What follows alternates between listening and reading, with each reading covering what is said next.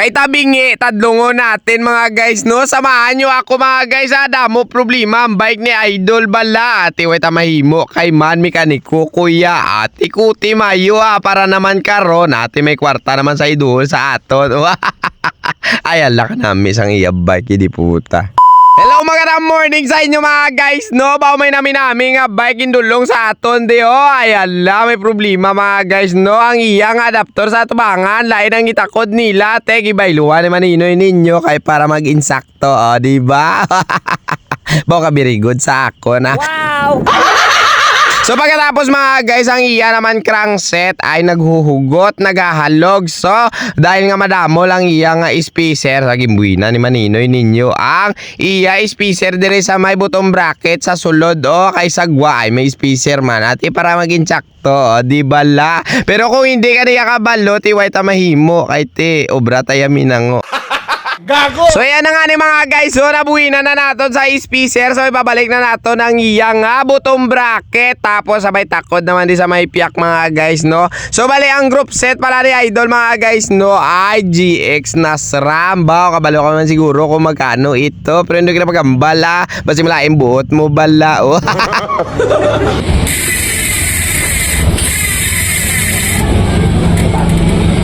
Hindi man laman play. Patsag siguro ba si dalom lang wala magrasahan siguro. Ay. Malmal si mo lagtek ka.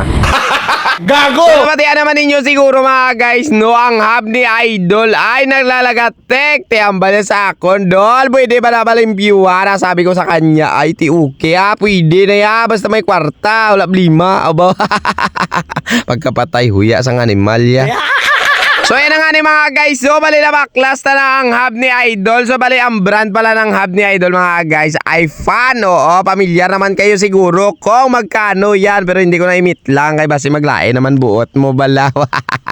So ito na nga ni mga guys, so bali ang matamaton ta na sa paglukit ang iyang mga silyo. Tapos kinanglan natin yan mga guys, limpyuhan din ang iyang balayan. O kita nyo nagtitinaw na. So dito naman tayo mga guys sa iyang mga biring-biring kag. Sa iyang kag silimpyuhan ni maninoy ninyo. Oo, gikuskusan ko sang langis-langis mga guys, no? Tapos gimpiswitan tubig kagangin-angin tudo para naman matinaw sa panulok nyo. No matapos ko na mga guys patinawon, syempre lagyan naman natin ng papadanlog kag gamitan na natin ng special tools para naman ipit-ipiton sa para mabalik sa insakto ba abaw. Tani malipay ka mo sa ngako no bra, pero kung may ka malipay tiway ta mahimo da.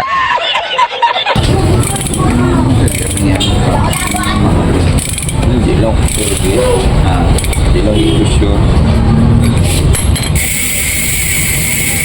So ito na nga ni mga guys, so na-plaster na natin ang hub ni Idol, no? Nabalik na natin sa insakto. So itatakod na lang natin ito sa kanyang bara-bara para naman ma-plaster tang iyang kambya. Bawa namin nasa oh. So ito naman mga guys, so nakita nyo ang harapan niya nga wheelset, no? Medyo tibangi gamay. So adjust na lang natin inikag ma-align bala para naman mag-insakto siya. About kabalo ka na kung paano mag-ubra, pero way kakabalo ati way tamahimo. Amo ka na iyamo tamad animal.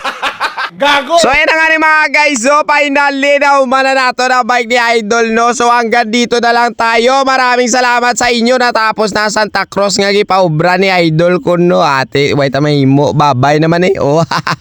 Paalam na po. God bless to all. Bye-bye. Love you.